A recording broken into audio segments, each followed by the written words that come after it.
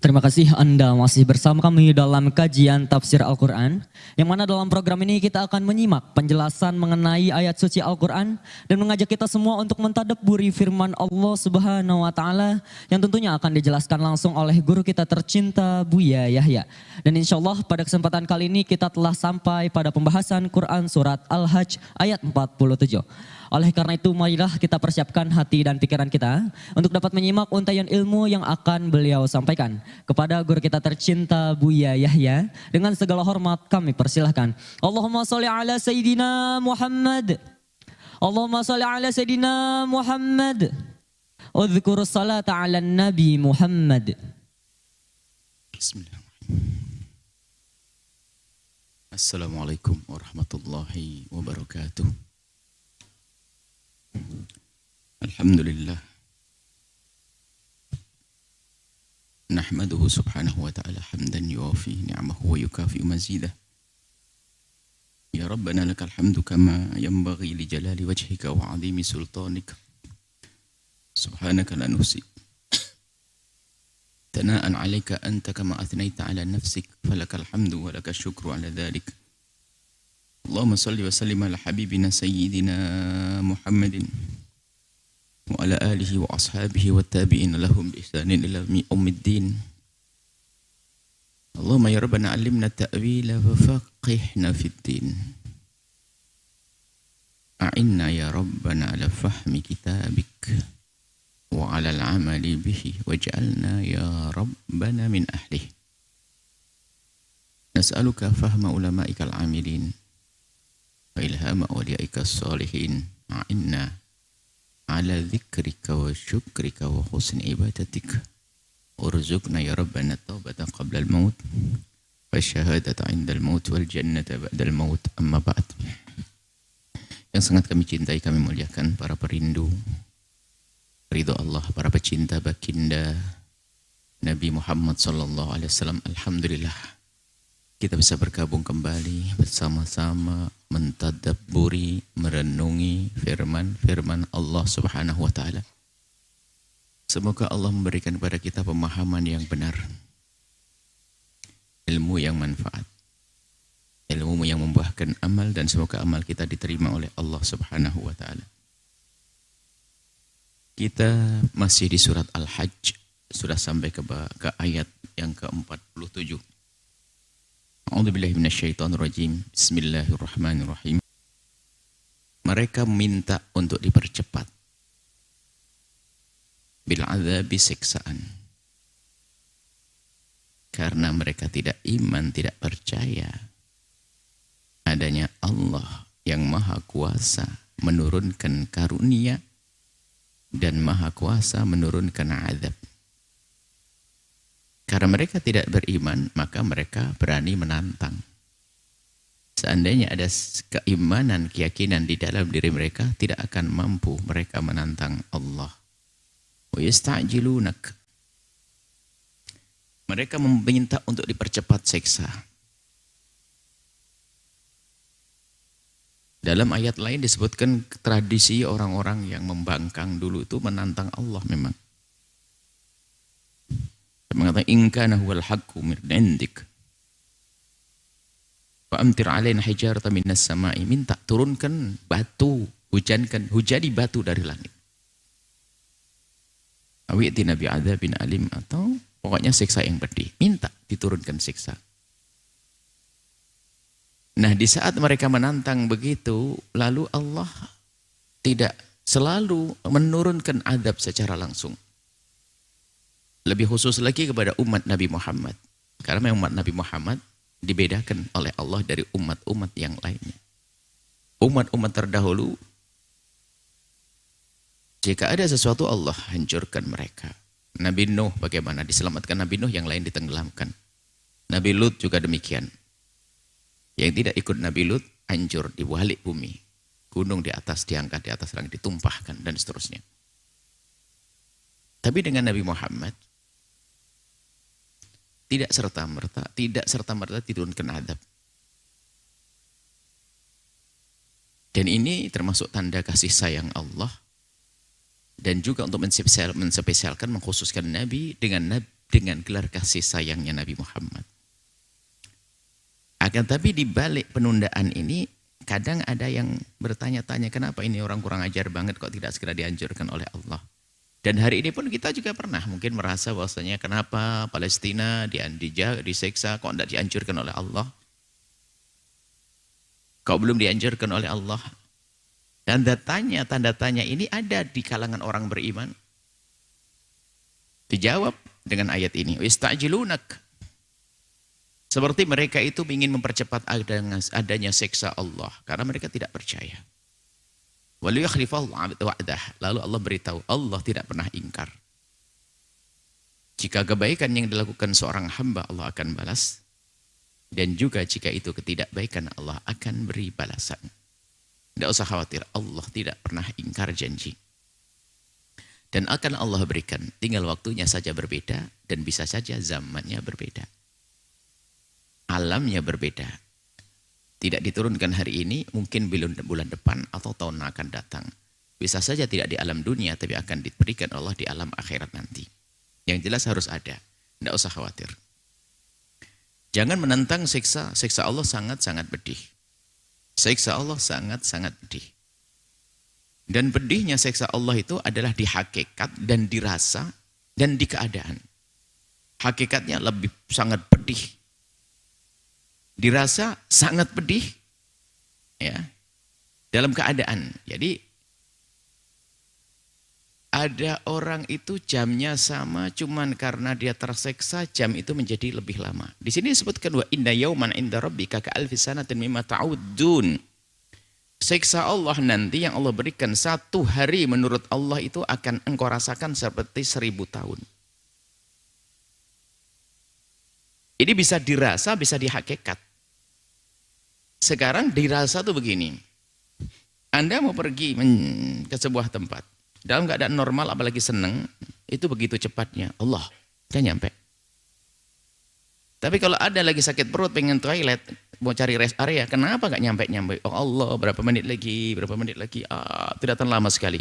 Padahal juga sama waktunya. Di saat kita merasa tersiksa, tidak nyaman. Dunia ini, jam ini kayak tidak berputar. Matahari kayak tidak bergerak. Lama banget. Karena kita tersiksa. Kita tidak nyaman. Tapi kalau dalam kenyamanan begitu cepat berlalu waktu itu. Itu dirasa. Sementara di akhirat nanti bukan sekedar dirasa. Hakikatnya seperti itu. 1 hari.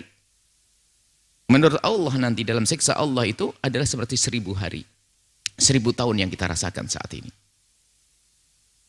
Artinya apa? Pedih banget nanti siksanya. Jangan main-main dengan siksa Allah. Di hakikat siksanya sudah pedih, dirasanya sangat pedih, waktunya juga sama. Diperpanjang oleh Allah. Menjadi panjang siksa sehari, 1000 hari.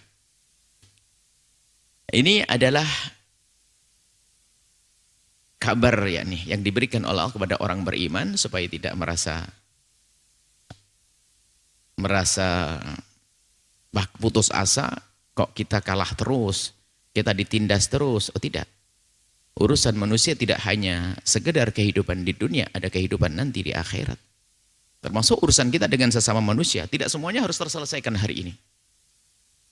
Sehingga kita tidak boleh melanggar Allah. Urusan kita dengan sesama manusia ada kedoliman-kedoliman, tidak harus kita selesaikan saat ini di dunia. Selagi bisa kita selesaikan, kita selesaikan. Yang belum terselesaikan, nanti Allah yang menyelesaikan. Ada kisah lanjut nanti. Sehingga kita diizinkan untuk kita akan diberi oleh Allah pengganti kebaikan nanti di saat kita masuki alam akhirat. Kita didolimi, urusan harta kita diambil, atau apapun, kita boleh kok menuntut di dunia. Kita boleh menuntut hak kita.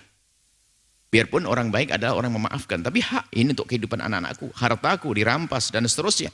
Lalu kita mengajukan ke mahkamah, sah. Kalau ternyata kita kalah, padahal kita dalam kebenaran, gak usah khawatir. Yang luput dari keadilan dunia, maka dia tidak akan luput dari keadilan akhirat nanti. Ada hitungan lagi yang lebih panjang nanti kisahnya. Maka seorang beriman nyantai, oh aku tidak bisa menyelesaikan hari ini tapi ada kisah nanti. Biarpun memaafkan adalah tetap lebih penting. Artinya, dengan apa yang Allah berlakukan pada orang-orang kafir tidak bisa menjadi sebab orang mukmin ini menjadi minder, ini kok tidak diseksa-seksa. Bahkan kadang Bahasa iman itu pun juga hilang. Atau memang sudah tidak ada iman. Kadang ada pertanyaan di majelis. Bukan dari orang yang hadir di majelis dengan tulisan. Buya, saya itu sholat terus tapi kok melarat ya. Itu tetangga saya nggak pernah sholat kok kaya. Nah ini kan. Jadi ini ada hubungannya dengan semacam ini. Menganggap bahwasanya orang yang tidak sholat tidak akan diseksa oleh Allah. Ada. Tapi sekarang kok kaya raya. Kehidupan dia bukan hanya kisah di dunia. Ada hitungan nanti di akhirat.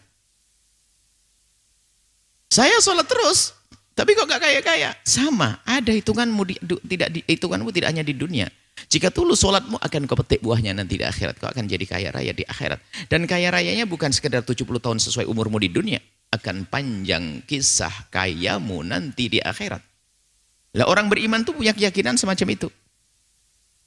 Sehingga orang beriman tidak akan mau meminta untuk didahulukan seksa di dunia. Mempercepat seksa enggak. Atau hukuman apapun. Karena Allah Maha Kuasa. Dan kalau tidak dihukum di dunia nanti ada hukuman nanti di akhirat. Ini. Sekaligus ini hiburan kepada ini orang beriman.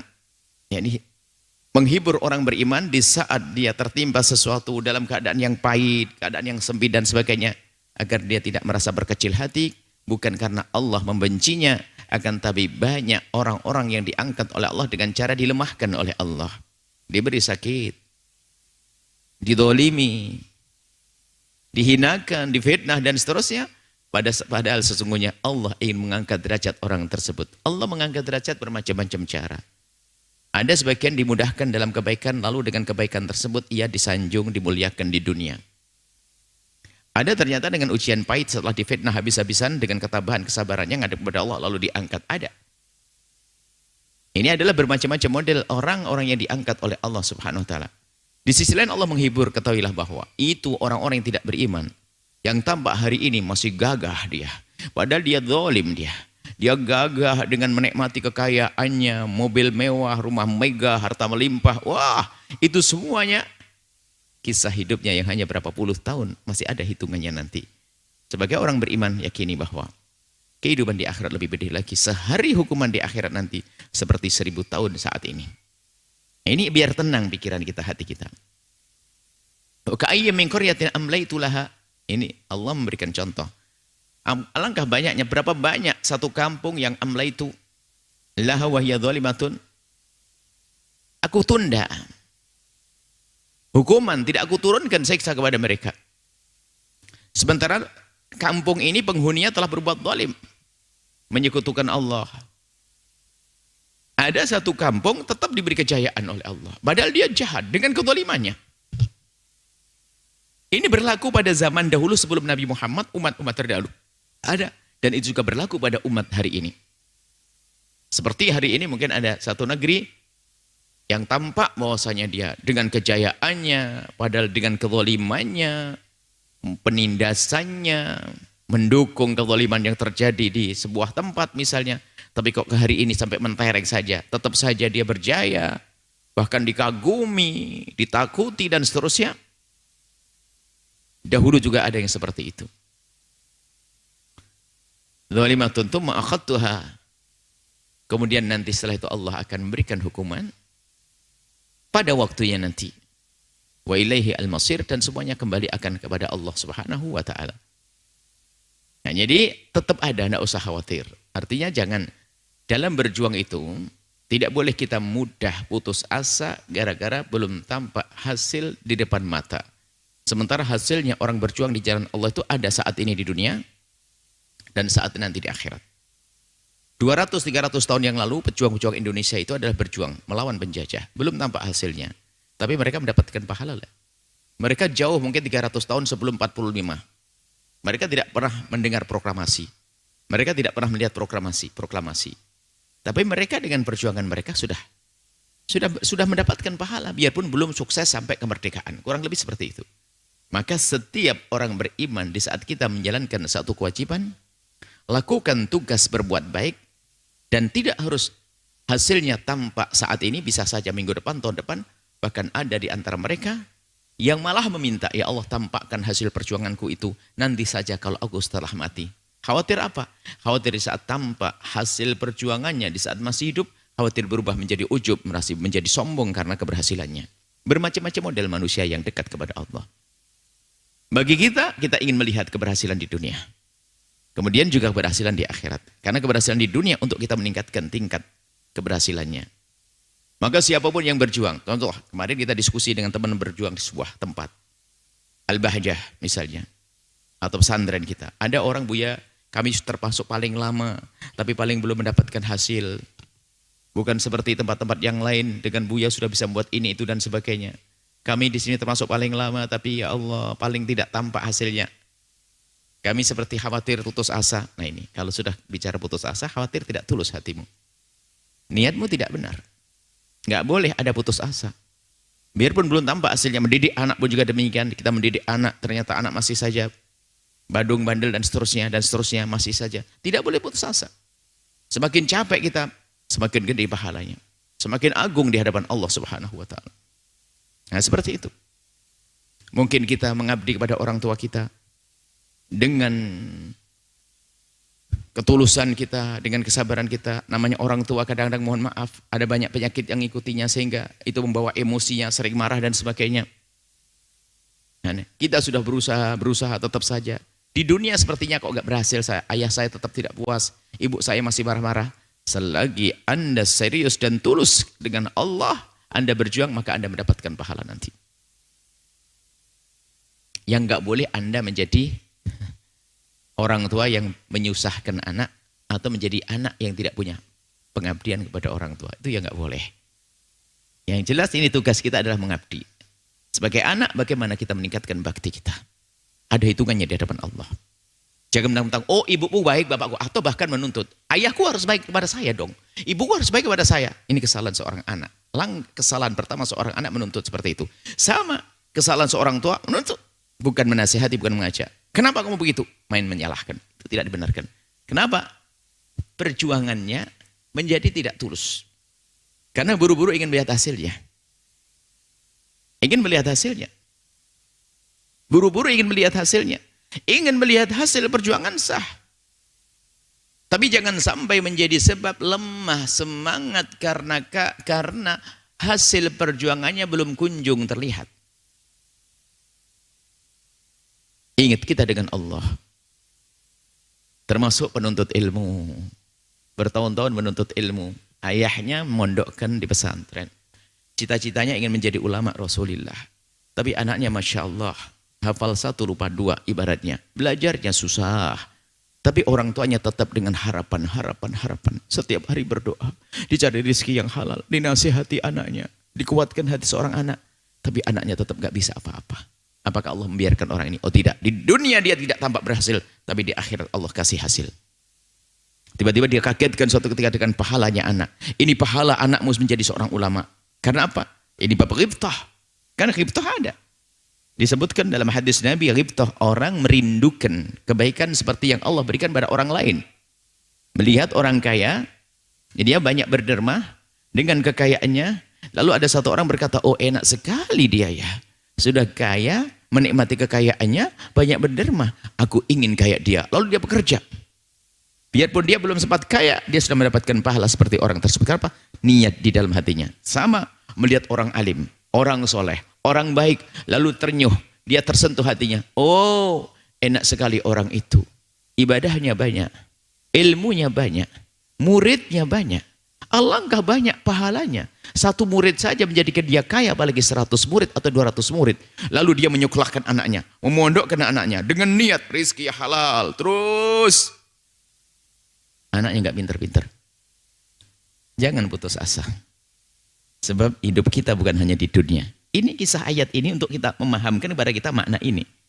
Yang tidak tampak di dunia bisa saja nanti di akhirat. Seorang tua apa dikagetkan, loh anak kita yang dulu ternyata tidak jadi ulama, kenapa kok sekarang bisa duduk dengan para kekasih Allah? Karena apa? Ada mahabbahnya di hati mereka. Dan Allah, Nabi bisa bersyukur, anta ma'aman ahbabta. Anak kita duduk dengan para ulama. Bahkan pahalanya nyampe ke kita. Kenapa? Cita-cita Anda adalah tinggi. Makanya jangan gampang putus asa dengan keadaan anak-anak di pesantren misalnya.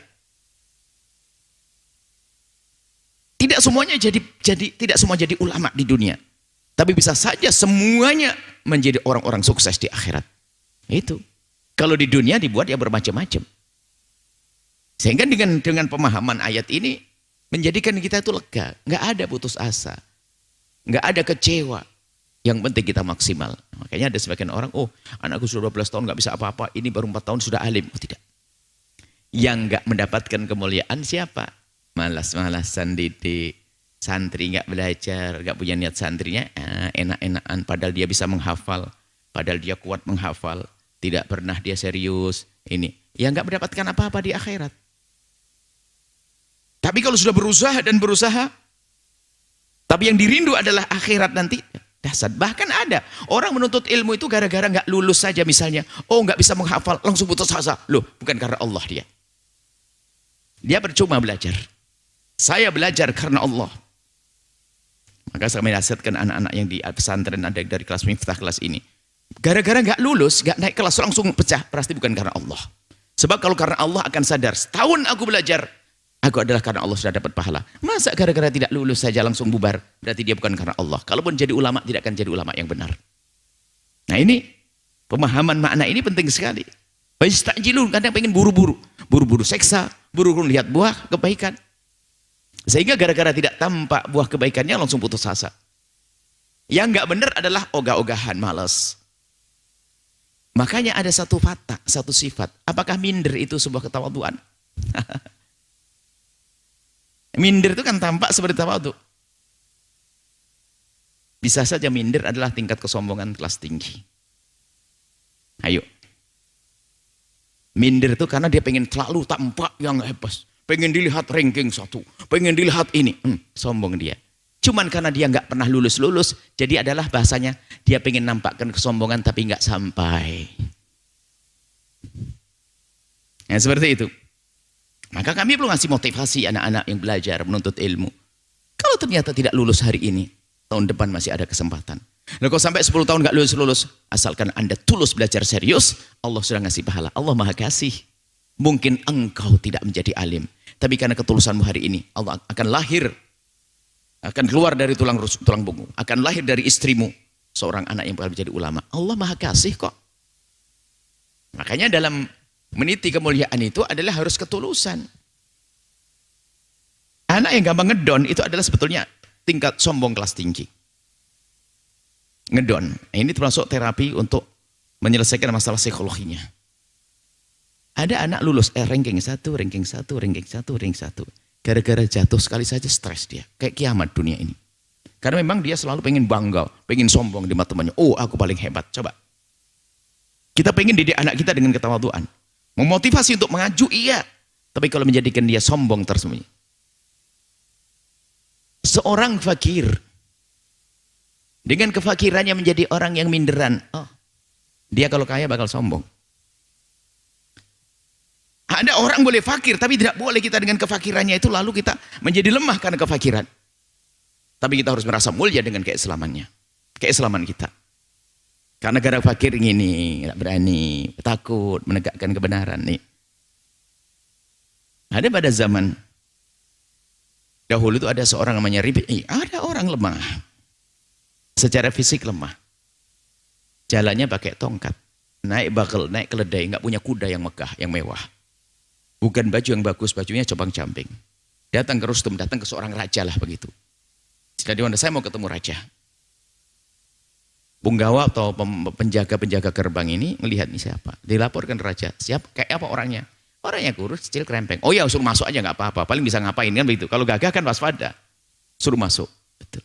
Yang lain jalan mendekat raja itu dengan kesot. Jalan dengan pahanya, dengan dia itu biasa tegak gini. Tiba-tiba duduk di samping sang raja. Kaget ini. Man anta, siapa engkau? Ana Rasulullah. Aku utusannya Rasulullah. Bukan utusan Rasulullah loh ya. Aku utusannya Nabi Muhammad. Kaget. Aku utusannya Nabi Muhammad. Bukan utusannya Nabi Muhammad. Jadi namanya utus orang lagi. Dia kaget. Ini yang diutus orangnya krempeng saja punya kepribadian begini. Bagaimana Muhammadnya? Gemeteran dia, lihat orang begini gemeteran nih. Maka atas nama kemuliaan jangan tidak. Islam ya'lu wa la yu'la alaih. Dia mendengar omongan ini kaget. Untuk apa? Untuk membebaskan manusia dari diperbudak manusia agar menjadi budaknya Allah saja. Ngomongnya tegas begitu. Modelnya krempeng, fakir nyungsep bahasa kita begitu. Tapi lihat urusan. Sehingga kita merendah kepada orang kaya karena kekayaannya runtuh iman kita. Duh, ini kita diajari. Maka sebaliknya masalah minder dan minder. Ini sebenarnya ada masalah psikologi dan sebagainya. Iya, psikologi itu kan rusak mentalnya karena apa? Mungkin dia pengen dipandang hebat terus. Dia hidupnya menjadi tersiksa. Orang-orang yang biasa dengan gaya keminderan itu, pengen tampil mewah itu harus dengan sesuatu yang sifatnya zahir. Dengan mobil rental. Pulang ke rumah dari Jakarta, mobil rental, bagi-bagi duit. Padahal ngutang itu. Ayo. Termasuk mengandalkan hanya fisik saja. Bukan fisik yang perlu Anda andalkan. Akhlak mulia.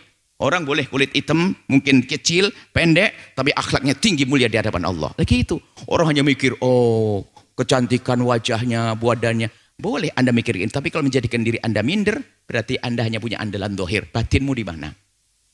Nah ini hakikat. Jadi kita itu punya pandangan panjang. Orang beriman itu pandangannya panjang. Sehingga disabdakan Nabi, ma'ajab min amril mu'mini anna amrahu kullahu khair. Anna amrahu kulluhu khair. Mengherankan urusan orang beriman. Semua urusannya baik-baik saja.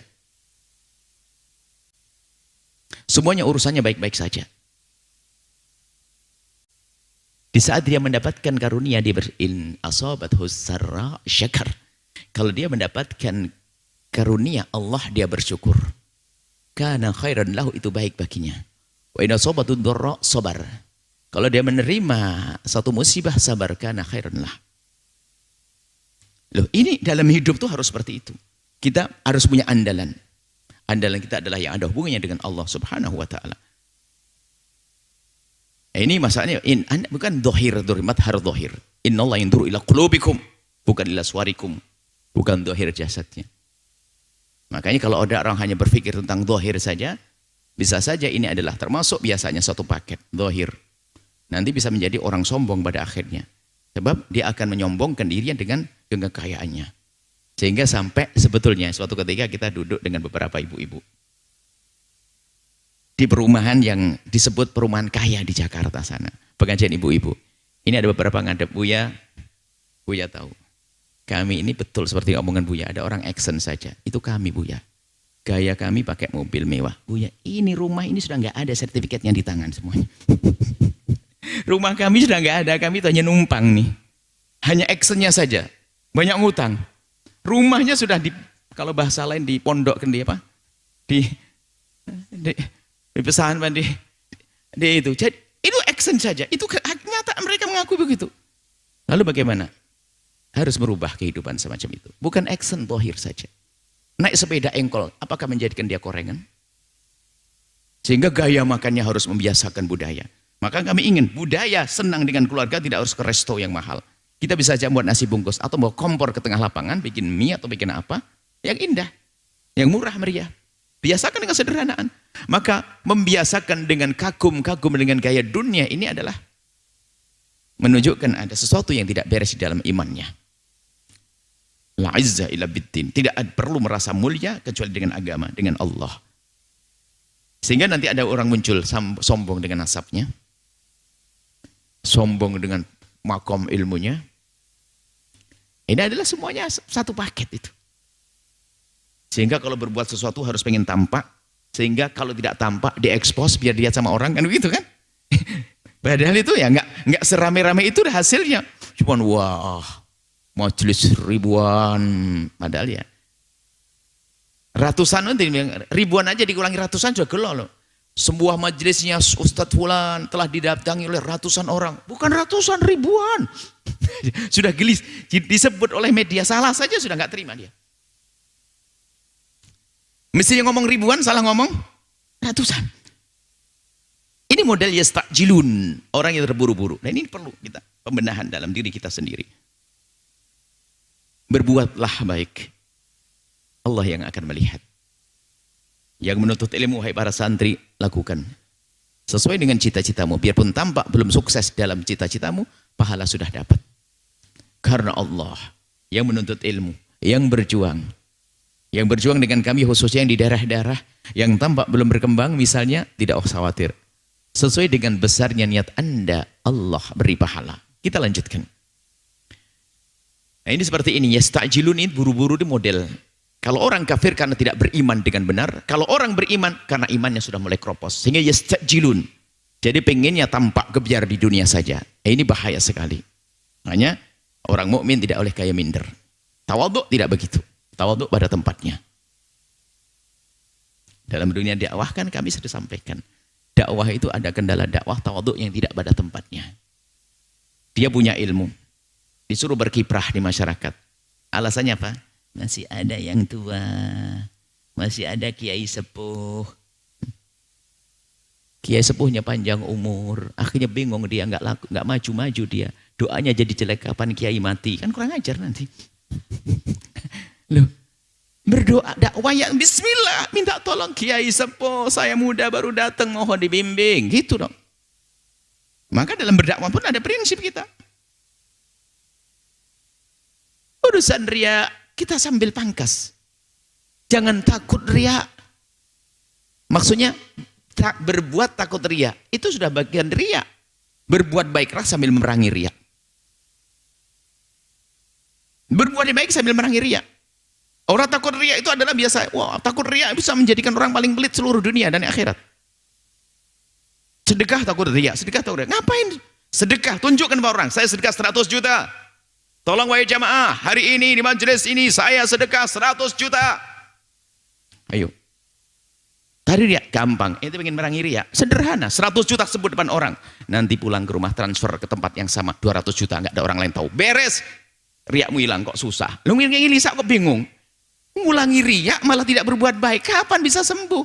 Wong riya itu sifatnya amal, ikhlas sifatnya amal, nggak berbuat baik pakai sifat ikhlas. Ikhlas apamu? Kan gitu ya. Berbuat dulu baru ada ikhlas. Nah, ini termasuk pendidikan tasawuf itu kan begitu. Berbuat baiklah. Jangan takut riya.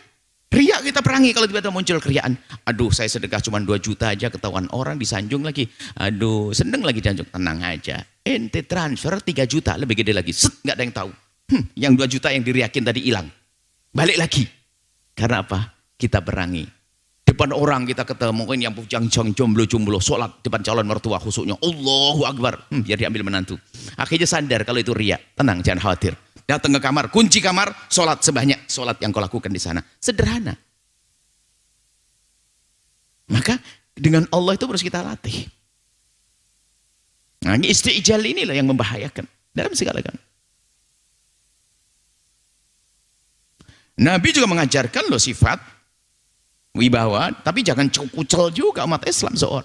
Nah, Nabi kan bicara tentang kesombongan kayak begini, dibalik juga supaya tidak terpuruk. Gara-gara ini langsung terpuruk seenaknya, baju acak dan sebagainya. Oh tidak. Seorang senang dengan baju yang bagus ya Rasulullah. Bajunya bagus, rapi. Apakah ini termasuk sombong? Oh, innallaha jamil yuhibbul jamal. Allah maha bagus, senang yang bagus. Enggak.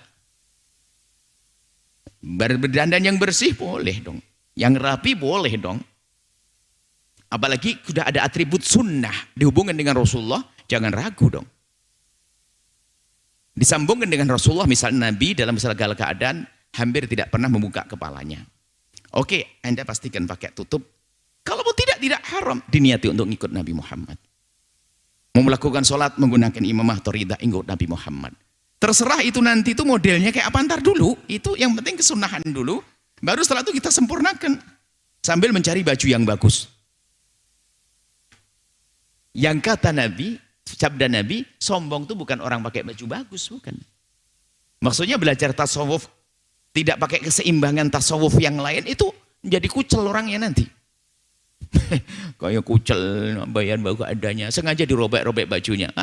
Dia sombong dengan bentuk ketawaduan. Ada orang bungkuk begini, gayanya si tawaduk, tidak jaminan dia tawaduk loh ya.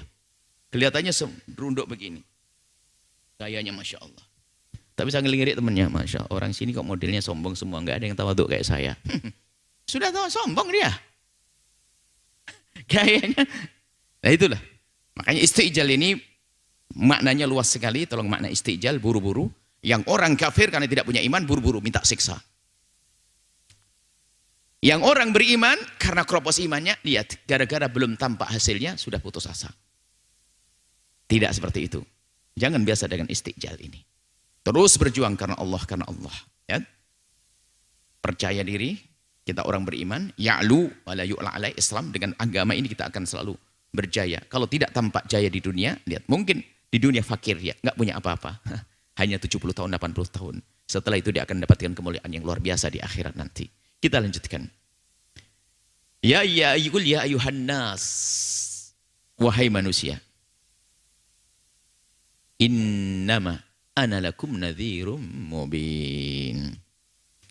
Aku untuk kalian Allah. Katakanlah wahai Muhammad. Kalau pada nabi dahulu. Katakan wahai Muhammad kepada umatmu itu. Ya ayuhan nas, wahai manusia. Innama ana lakum nadhirum mubin. Sesungguhnya aku diutus oleh Allah untuk memberikan peringatan. Jadi memberikan peringatan itu bentuk kasih sayang kalau kita fahami. Kecuali bagi anak kecil yang nggak paham, dia lagi pilek jangan minum es, ditarik esnya, katanya ibu jahat. Anak kecil maklum. Anak kecil karena belum paham. Gara-gara minum es ini nanti tambah kuat pileknya misalnya. Sehingga sang ibu menghindar, jangan. Berarti melarang dari sesuatu yang membahayakannya itu bentuk kasih sayang. Jadi Nabi yang disebut rahmatan lil alamin dalam bentuk ingzarnya. Peringatan yang Nabi berikan kepada kita bentuk kasih sayang. Justru sebaliknya kalau pakai ingzar ini betul alim. Kira-kira Anda ngomentari apa dengan tetangga Anda?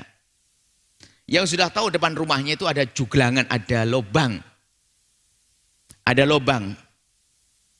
Remeng-remeng, kalau ada orang lewat pasti kecebur. Ada orang lewat, tenang saja. Setelah itu temannya orang tetangganya kecebur. Diam dong. Kira-kira Anda marah. Anda ini tidak mau kasih tahu, mesti begitu Anda marah. Kenapa?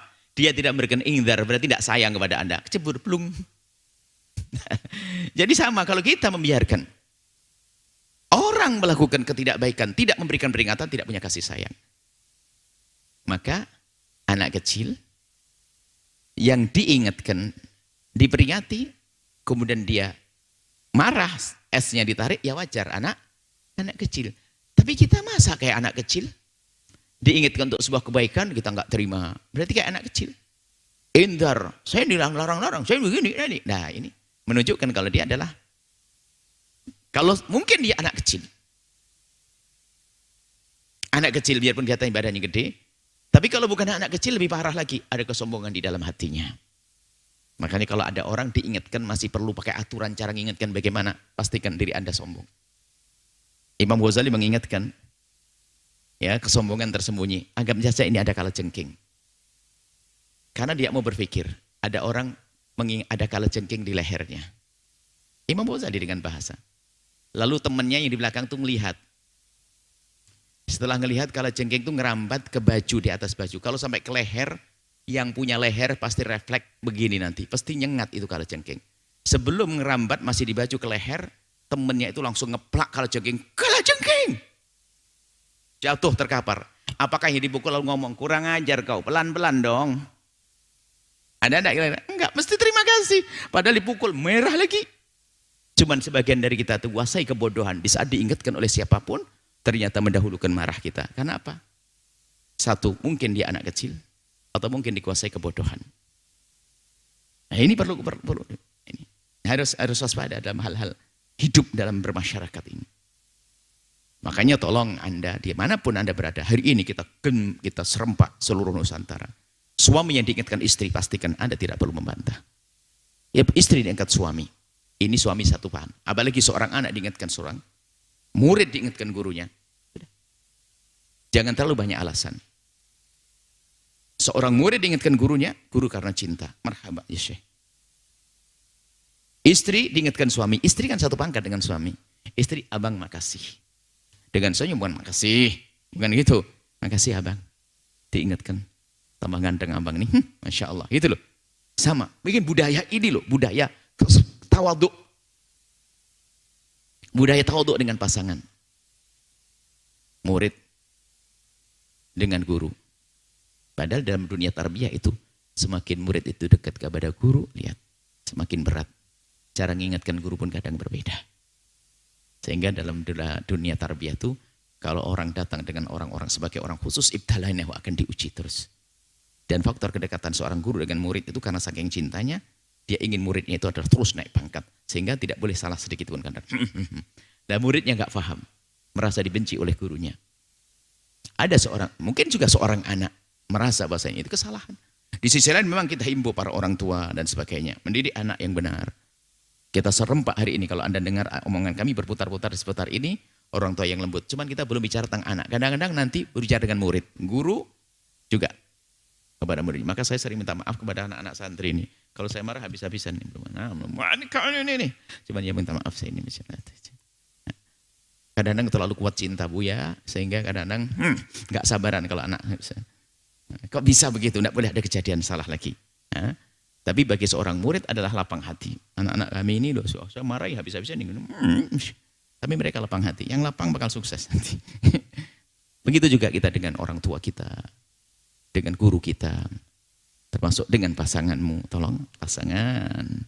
Hari ini kita serempak di mana-mana. Kami tidak bicara yang lain. Kecuali kita sempurnakan urusan keluarga dulu. Keluarga itu ada suami istri. Bapak anak. Ibu anak. Anak ayah. Sebelum berangkat ke madrasah ke pondok pesantren. Rumah yang indah. Rumah bahagia. Rumah tawadhu. Nah, di situ ada nadhir. Peringatan. Jangan merasa dikucilkan di saat diingatkan. Oleh diingatkan langsung, iya ngingetin. Ngingetin kalau cengeng. Tapi jangan teriak-teriak. Ya sudah tak biarin. Leher mau disengat nanti. Kan begitu. Kebodohan. Baik, ini gambaran Imam Ghazali di saat bercerita tentang orang nasihat. Imam Ghazali cerdas ahli tarbiyah yang sesungguhnya. Jadi Imam Ghazali tidak ada permasalahan kita ini kecuali boleh kasih solusi. Nadhirun mubin, falladzina amanu. Nah, nadhirun mubin berikan peringatan. Di samping berikan peringatan cuma disebutkan, juga memberikan kabar gembira. Hanya tadi yang diajak bicara tentang orang berbuat zalim dan sebagainya, lalu cerita orang berbuat zalim yang kafir, tidak beriman dengan Nabi, malah nantang siksa dan sebagainya. Allah merintahkan kepada Nabi Muhammad, "Hai Muhammad, sampaikan kepada mereka, aku hanya orang berikan peringatan saja. Mubin yang jelas untuk kebaikan kalian semuanya. Maka kalau kalian masih menentang, kalian nuruti, tapi yang dengar omonganku nih, falladzina amanu." Nah ini, yang beriman dengan apa yang Allah berikan kepadaku, kepada Nabi Muhammad. Dari larangan-larangan tadi, lalu patuh mendengar. Kemudian mu'amilu sholihati, menjalankan perintah, melakukan kebaikan. Lahum maghfiratun, mendapatkan pengampunan.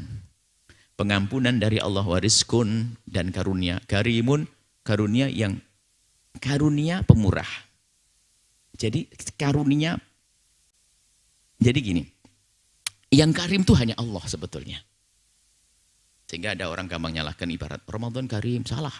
Yang karim Allah. Ini kadang-kadang bahasa aja orang suka meribetkan istilah-istilah begitu tuh. Rizkun disifati karim. Bagaimana rizki kok disifati dermawan? Yang dermawan kan Allah. Ya jelas Allah. Tapi karim di sini untuk menyifati rizkun. Ini rizkun karim di mana kira-kira? Itu cerita tentang surga. Surga itu makhluk Allah. Diciptakan oleh Allah. Tapi karim, Masya Allah. Begitu, wah. Kita lintasan apapun sudah terwujud. Karim. Nah ini karim sangat pemurah. Jadi kita tidak punya lintasan kecuali terwujud. Pengen apa? Matastahil anfusi. Apa yang diinginkan oleh lintasan hati kita itu sudah diberi oleh Allah. Makanya disifati dengan karim. Rizkun karim ini adalah surga. Surga yang Masya Allah. Kalau kita merasakan nikmat. Mungkin di dunia ini Anda yang suka manggis, hobi manggis. Semuanya kalah hobi saya manggis. Yang satu apel, yang satu tomat barangkali begitu. Buah tomat mengalahkan apel. Oke, orang hobi jangan diganggu. Akan tapi kalau sudah di surga Anda, dia merasakan buah anggur nikmat sekali. Tahu pindah buah apel nikmat sekali. Sehingga semuanya selalu nikmat. Tambah nikmat. Sampai bingung mana yang paling nikmat. Yang paling nikmat ini. Semuanya bilang paling nikmat. Indah. Keindahan di surga. Makanya nggak ada apa-apa keindahan di dunia ini. Sampai di sini insya Allah. Ini walladzina sa'u fi ayatina mu'ajizin sa'u. Ini gambaran. Ini orang yang dengar Nabi Muhammad ingdar, nadir. Nabi Muhammad nadir dalam sholawat Fatih, al-bashir wan nadir. Nabi adalah pemberi peringatan, tapi pemberi kabar gembira. Maka yang patuh dengan peringatan Nabi, dia beruntung. Yang mendengar kabar gembira Nabi, dia akan beruntung. Lah ini, falladzina amanu, dia orang yang patuh. Ngerti nadir wal bashir. Kemudian yang enggak, walladzina sa'au, berusaha. Berusaha itu ada sa'a, itu berusaha sampai tujuan. Itu bisa untuk kejelekan, bisa untuk kebaikan. Sa'au fi ayatina, mereka yang berusaha fi ayatina, di dalam ayat-ayat yang kami berikan, mu'ajizina, itu menentang melawan. Jadi ajaza yu'ajizu, kalau i'jaz itu mu'jizat, melemahkan. Jadi kalau ajaza itu saling maksudnya ada kebenaran dari ayat Al-Quran lalu dia ingin melawannya, maka yu'ajiz, maka ingin melemahkan, ingin melawan. Maksudnya bahasanya kalau diterjemahkan, kalau kita terjemahkan sederhananya, mereka yang ingin menentang tentang ayat-ayat Allah, petunjuk Allah yang dari Allah, menantang, melawan, ulaika ashabul jahim, mereka adalah orang-orang yang berada di neraka jahim, neraka yang sangat menyeramkan, menyakitkan, menakutkan. Nah, perlu kita pahami sa'au mu'ajizin ini. Mu'ajizin perlu dijerentrehkan panjang. Mu'ajiz itu kayak apa sih? Dimulai mu'ajiz ada beberapa tahapan tingkatan. Orang menentang ayat itu adalah mulai dari tidak percaya. Nggak ada. Sehingga dari imannya sebetulnya. Sampai ada derajat penentangan dari Abu Jahal, Abu Lahab dan seterusnya. Penentangan. Jadi mu'ajizin. Mu'ajizin ada yang dari tingkat. Apaan tuh? Hari ini mungkin ayat apaan tuh? Sekarang mencari surah Mi'raj apaan tuh? Apaan tuh? Apaan mu'ajiz? Jadi dia menentang halus dari hatinya. Nggak ada kekaguman. Nggak ada terpesona dengan Al-Quran. Itu menunjukkan dia ada penentangan halus tapi belum sampai ke dalam. Karena dia belum punya bekal untuk dia ngomong. Dia punya sedikit kecerdasan nanti mulai menentang. Apaan tuh? Al-Quran. Apaan ini? Nah yang terjadi pada zaman Nabi sampai derajat menentang Al-Quran. Karena dia yu'ajiz, menentang, mengelawan, ditantang lagi. Tahadda Al-Quran. Tantangan Al-Quran lagi. Fa'tu bi surati min mithlih. Ayo kalau bisa datangkan kayak Al-Quran. Ditantang sama Al-Quran. Datangkan jago-jago pujangga-pujangga negeri ini. Tapi disebut Al-Quran. Kumpulkan pujangga-pujangga untuk membuat satu ayat saja. Seperti Al-Quran. Bingung. Bahkan orang yang paling hebat pun juga ingin mencoba menandingi Al-Quran. Ditertawakan oleh kaumnya sendiri. Musailimah Al-Kadzdzab misalnya, dia adalah penyair sebetulnya, dahsyat dia. Omongannya hebat. Dia kalau ngomong, ya dahsyat, sampai berani ngaku Nabi itu kan pasti ada modal. Masa bahlul, super bahlul? Ya enggak lah. Dia berani ngaku Nabi, menyaingi Nabi Muhammad karena dia punya sesuatu. Omongannya juga fasih. Dia punya istri juga fasih. Sampai istrinya juga semacam mengaku. Lihat, di saat dia ingin menandingi Al-Quran, disitulah dia runtuh. Jadi bahan ketertawaan. Kan di Al-Quran adalah Al-Fil. Alam taro kaifa fa'ala rabbuka bi ashabil fil. Alam yaj'al kaidahum fi tadlil. Wa arsala alim turan ababil. Tarmihim bi hijaratin min sijil. Faj'alhum ka'asfin ma'kul dan seterusnya. Dia merujuk, iya Muhammad memang. Kan sudah janjian dengan Nabi Muhammad maksudnya. Muhammad, yuk dibagi dunia separuh buat ente, separuh buat saya. Gitu. Jadi berjanjian jadi nabinya. Separuhan. Akhirnya waktu Nabi Muhammad dapat wahyu, dia juga ngaku dapat wahyu. Aku juga dapat wahyu. Al-Fil juga. Ya, ditanya, apa itu al-fil? Wa ma adraka mal-fil? Khurtumuhu tawil. Kamu tahu aku gajah. Gajah itu belalainya panjang. Ya lucu anak kecil. Enggak ada nilai syairnya. Akhirnya ditertawakan. Karena apa? Mulai menantang Al-Quran. Yu'ajizu. Enggak bisa. Mu'ajizina enggak akan ada yang bisa menentang Al-Quran, melawan Al-Quran. Ada pun yang melawan Al-Quran biarpun derajatnya bermacam-macam, ada yang berani karena dia punya kelebihan. Atau sedikit dia nggak berani, nggak berontak dengan lesanya karena dia nggak mampu dia. Sama. Ulaika ashabul jahim. Maka dia tempatnya di neraka. Maka dari itu yuk taslim. Kalau sudah kata Al-Quran, syariat, kata ulama, ayo. Biasakan kita agungkan. Kalaupun kita bisa mengamalkan. Bahkan mungkin sebuah keharaman yang kita masih berada di gubangnya. Ulama ngomong itu haram, itu dosa. Jangan beralasan, ya Allah, entaskan aku dari keharuman. Ulama mengatakan riba, dosa, riba. Mungkin kita dalam keadaan riba. Ya Allah, entaskan dari riba. Gitu saja, jangan cari pembenar.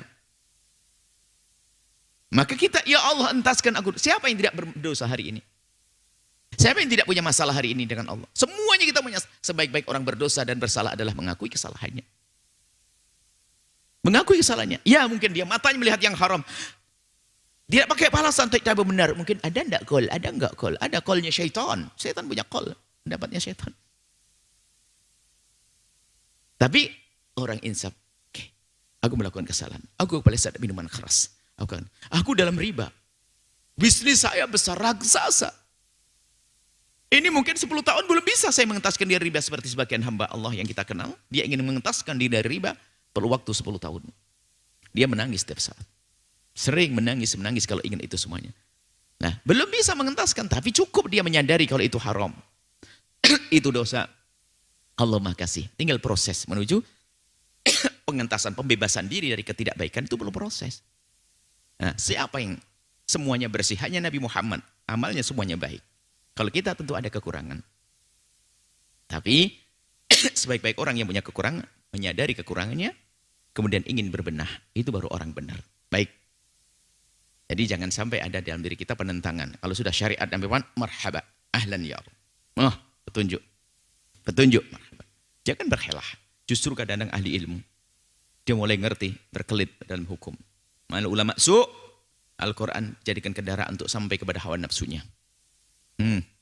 Kalau orang kafir itu, orang kafir jahiliyah itu, menyembah berhala menuju kepada Allah. Katanya, menyembah berhala, musyrik, menyekutukan Allah, alasan cari ridha Allah. Kalau ini lebih serem lagi hari ini. Al-Quran Allah ditunggangi untuk sampai kepada hawa nafsunya. Nah ini kan bahaya, serem juga. Semuanya kembali kepada tadi.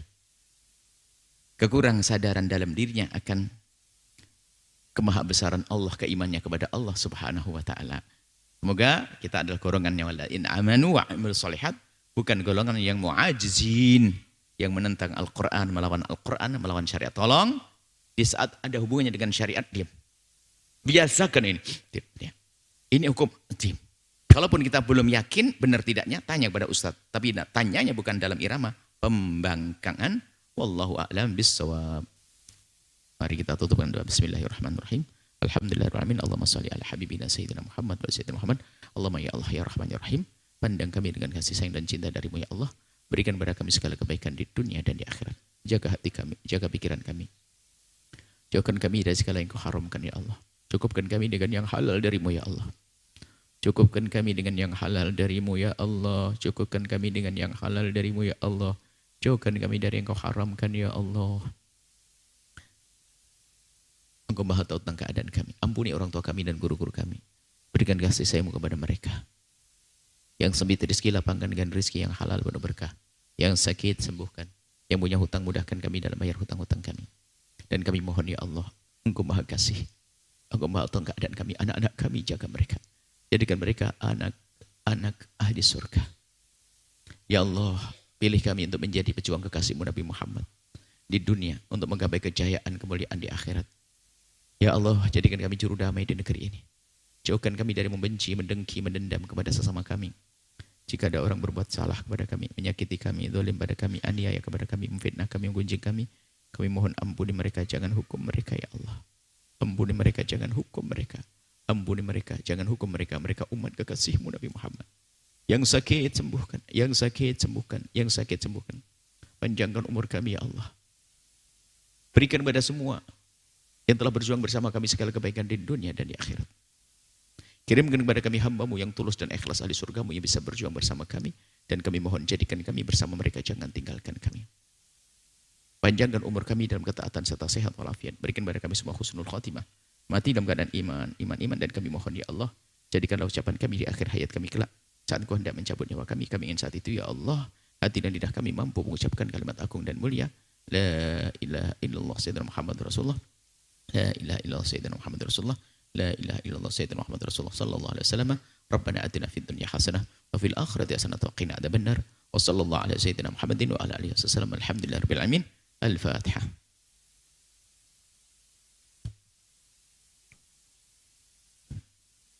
Terima kasih, mohon maaf, selalu wabillahi taufiq. Assalamualaikum warahmatullahi wabarakatuh. Waalaikumsalam warahmatullahi wabarakatuh. Baik hadirin, para pemirsa Al-Baja TV dan pendengar setia Radioku Network dimanapun Anda berada. Demikianlah majelis kita pada kesempatan yang mulia kali ini. Dan tetaplah istiqomah dalam program kemuliaan lainnya, yaitu dalam program kajian At-Targhib wa Tarhib yang rutin diselenggarakan di setiap Ahad pagi, yang akan dilaksanakan di Lembaga Pengembangan Dakwah Al-Baja Cirebon bagian Blok C, atau lebih tepatnya di gedung SDIKU. Dan disiarkan langsung dari Aula Utama dan disiarkan langsung oleh Al-Baja TV dan Radioku Network di berbagai kota, tentunya bersama guru kita tercinta Buya Yahya. Dan akhirnya saya Fadlan Rifai selaku pembawa acara dan segenap kru yang bertugas mengucapkan syukron jazilan atas perhatian Anda, mohon maaf atas segala kekurangan dan mohon doanya selalu. Mari kita tutup majelis yang mulia kali ini dengan pembacaan doa kafaratul majlis. Subhanakallahumma bihamdika asyhadu an la ilaha illa anta astaghfiruka wa atubu ilaik. Assalamualaikum warahmatullahi wabarakatuh.